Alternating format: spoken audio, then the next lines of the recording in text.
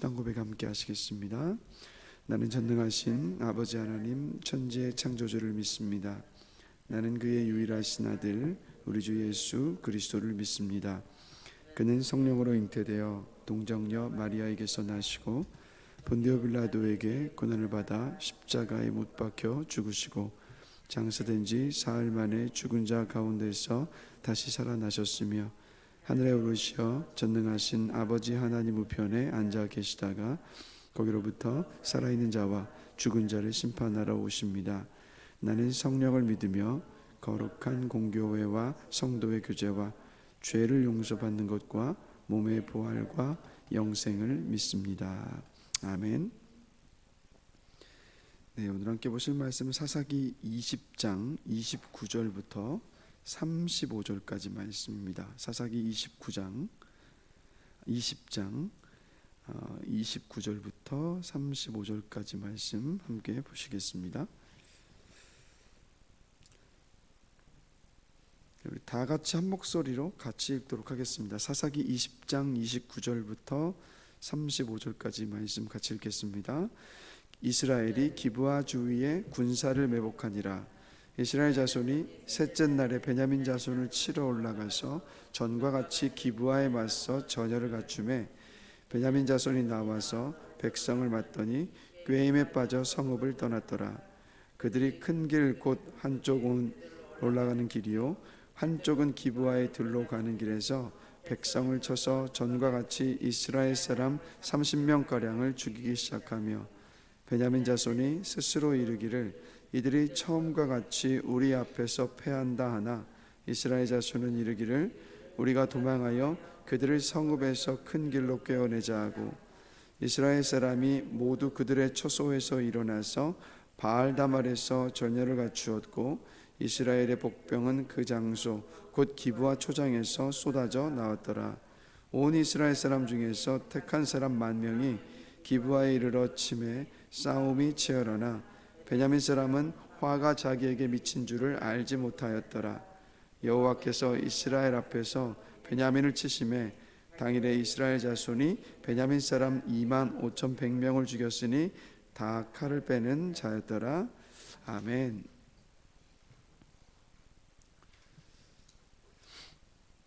다들 어젯밤에 월드컵 축구 경기 보셨습니까? 축구 경기 보면서 가슴을 막 졸이면서 보면서 온 가족이 함께 앉아서 보면서 그런 생각이 들더라고요. 야, 이렇게 긴장하고 가슴 저리는 이 마음으로 주님을 난 기다리고 있었던가, 이 마음이 자꾸 들더라고. 이게 뭐라고 막 사람이 막 서가지고 발 바둥바둥 하는데, 야, 이거 정신 차려야겠다 이런 생각을 개인적으로 한번 해보면서 한번 말씀 나누겠습니다. 자, 오늘 본문을 보시면 이스라엘이 드디어 베냐민 지파를 공격하기 시작하는데 세 번째 공격을 하기 시작합니다. 근데 이번에는 그냥 공격하는 게 아니라 매복 작전을 사용을 합니다. 그래서 이스라엘 지파 연합군이 초기에 보니까 베냐민 지파가 머물고 있었던 성을 향해서, 요새를 향해서 공격한 거죠. 또 이제 이스라엘 지파 연합이 공격을 하니까 이제 베냐민 지파가 나옵니다. 30명 정도 베냐민 지파가 다시 이스라엘 다른 연합 지파를 죽이기 시작을 합니다. 이미 두 번의 전투에서 4만 명의 목숨을 빼앗은 베냐민 지파에 있으니까 당연히 이제 전투 초반부터 30명을 죽이니까 당연히 자신들이 승리할 거라고 생각하고 성에서 다 쏟아져 나와서 이스라엘 연합군의 이제 뒤를 쫓기 시작을 합니다. 이제 막 몰려 나오니까 이제 매복해 있던 이스라엘의 연합군 복병이 기다렸다는 듯이 이제 또 나와서 쏟아져 나와서 싸우기 시작을 하는 거죠. 그래서 근데 이 안타까운 것은 34절을 보면 이미 두 번의 큰 승리를 거두었기 때문에 이 베냐민 지파는 화가 자기에게 미친 줄을 알지 못했다라는 것. 너무 자신만만했으니까요. 그래서 결국에는 이날 전투에서 베냐민 지파 25,000명이 전사합니다. 자, 25,000명이 전사했다. 15절을 보시면 이스라엘 연합군과 싸우기에 나왔었던 모인 베냐민 지파의 병력이 26,000명입니다. 그러면 26,000명 중에 25,000명이 죽었으니까 베냐민 지파의 병사들이 그냥 거의 다 전멸한 겁니다. 1,000명만 남고. 그래서 이 세 번째 전쟁에서 이스라엘 지파 연합이 크게 승리를 한 겁니다. 이 기록을 보면서 베냐민 지파는 아마 전쟁에서 패배했기 때문에 이 남은 1,000명은요 피눈물을 흘리면서 비통했겠죠. 그리고 또 승리했었던 이스라엘 지파의 연합은 또 어땠을까 생각을 해보니까 기뻤을까요, 여러분? 이 전쟁에서 이겼다고 해서 이미 두 번의 전투에서 4만 명이 죽임을 당했습니다. 그리고 비록 자신들이 25,000명을 죽이고 승리를 얻었긴 했지만, 근데 승리의 기쁨보다는 자신의 동족을 죽였다라는 어떤 그런 비통함과 슬픔이 훨씬 더 크지 않았을까? 무엇이 남는 전쟁이었을까? 그러니까 이런 생각을 저는 해보게 되더라고요. 그러면서 한 가지 생각해 본 것은 또 다시 한번 이 사사기에서 강조하고 있는 것이 왜 이런 비극이 이스라엘에 발생했느냐라는 거예요. 그 이유는 여러분 계속 제가 말씀드렸던 것처럼 이스라엘 백성들이 각자 자기 소견에 옳은 대로 행하며 살았기 때문이었습니다. 근데 이렇게 된 이유를 사실 사사기는요, 사사 삼손의 죽음 이후에 사사기 17장부터 21장에 걸쳐서 제가 지금 말씀드렸던 이것을 계속 강조하고 있어요. 각기 자기 소견에 옳은 대로 행하였기 때문에 이런 일이 벌어졌다. 자, 그런데 27장부터 21장까지 보면 여기서 계속 각자 자기 소견에 옳은 대로 살 수밖에 없게 만들었던 궁극적인 이유를 말하고 있는데, 자, 기억하십니까? 사사기 17장을 보면 미가라는 개인의 집에 한 레위인이 왔고 그 레위인이 가정의 제사장으로 섬깁니다. 자, 그런데 하나님의 말씀을 가르치고 제사를 이끌어야 했었던 이 레위인이 한 가정의 제사장으로 섬기면서 온갖 우상들을 다 섬기는 일들을 그 미가 집의 제사장인 레위인이 하는 모습을 봅니다. 그리고 이 레위인이 어떻게 됩니까? 나중에 단 지파의 한 지파의 제사장으로 가잖아요. 그런데 미가의 집에 있었던 우상을 그대로 다 가져가잖아요. 자, 이 기록이 있습니다. 그리고 또 19장에 오면 또 다른 사건이 펼쳐지게 되는데, 우리가 어제까지 함께 이 전쟁의 이제 이유가 됐었던 바로 첩을 둔 레위인이 등장을 합니다. 비정하게 첩이지만 자기 아내를 죽음으로 내몰고도 이제 모른 채 썼던 레위인의 모습이 나오죠. 그리고 이 레위인이 자기 첩이 죽고 나니까 그 시신 12조각을 내서 각 지파에 보내면서 지금 본문에 있는 이 피비린내 나는 내전이 시작이 된 겁니다. 자, 이 두 사건들의 모든 중심이 누구로부터 시작이 되냐면 바로 레위인으로부터 시작을 하잖아요. 그런데 여러분, 이 성경을 보시면 한 가지 특징이 있습니다. 이 레위인의 이름이 없어요. 레위인 누가 이런 일을 하였다라는 그 이름이 없습니다. 자, 왜 이름이 없을까요, 여러분? 그 이유는 뭔지 아십니까? 바로 여기에 있습니다. 레위인의 이름이 없는 이유는 이 시대 모든 레위인들이요, 이 본문의 성경에 등장해 있는 이들처럼 살았다라는 말이에요. 모든 레위인들이. 그래서 레위인은 이스라엘 12지파에 하나님의 말씀을 가르쳐야만 했습니다. 그런데 이 시대 모든 레위인들이 말씀을 가르친 사명을 전부 감당하고 있지 않았던 거예요. 그러니까 이스라엘에 말씀이 사라지고 나니까 각자 자기 소견에 옳은 대로 살아갔던 거고, 그 결과가 뭡니까? 바로 이 피비린내 나는 내전이었다라는 거예요. 한번 생각해 계산을 해보면 베냐민 지파 2만 5천 명이 다 죽었습니다. 이스라엘 연합 지파에 4만 명이 죽었습니다. 도합 6만 5천 명이 죽는 거예요. 여러분, 6만 5천 명 얼마나 많은 숫자입니까? 정말 많은 숫자의 이스라엘 백성들이 자기들끼리 싸우면서 죽어갔던 겁니다. 그래서 여러분, 성경을 가리켜서 캐논이라고도 부릅니다. 캐논, 잣대라는 뜻이에요. 그래서 여러분, 무슨 의미입니까? 바로 성경이 모든 인생의 잣대라는 뜻이죠. 인생의 잣대라는 말입니다.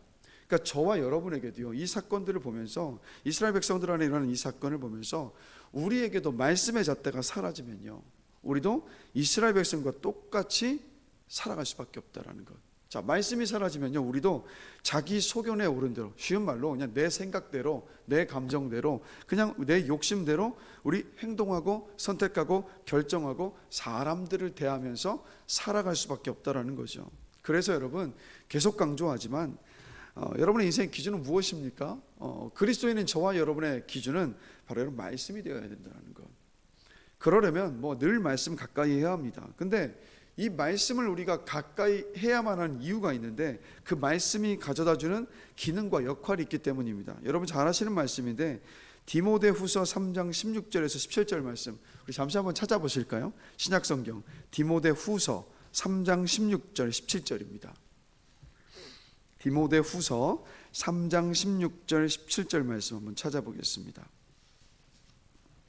신약성경 디모데후서 3장 16절 17절 말씀입니다. 다 찾으셨습니까? 자, 우리 한 목소리로 같이 한번 읽어보도록 하겠습니다. 모든 성경은 하나님의 감동으로 된 것으로 교훈과 책망과 바르게 함과 의로 교육하기에 유익하니, 이는 하나님의 사람으로 온전하게 하며 모든 선한 일을 행할 능력을 갖추게 하려 함이라. 자, 그래서 이 말씀을 잘 보시면 하나님의 말씀은 먼저 교훈의 기능이 있다라고 말씀하고 있잖아요.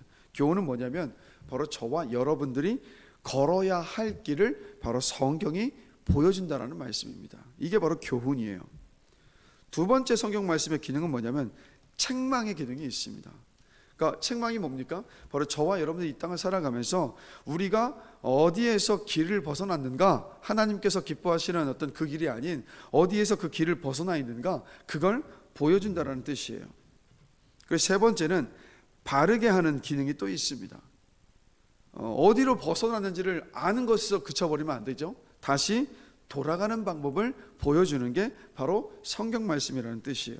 그리고 네 번째로 의로 교육하는 기능이 있다라고 말씀하고 있는데, 뭐냐면 계속적으로 지속적으로 하나님께서 기뻐하시는 길을 걷는 방법들을 계속 말씀이 우리에게 보여준다라는 의미입니다. 이게 성경 말씀의 기운이, 성경 말씀의 그 역할이고 또 기능이 되는 겁니다. 그래서 이렇게 우리가 말씀의 인도를 계속해서 받게 되면, 말씀이 뭐라고 말합니까? 17절에 와서 하는 말씀이 우리가 하나님의 사람으로 온전하게 된다라고 말씀하고 있어요.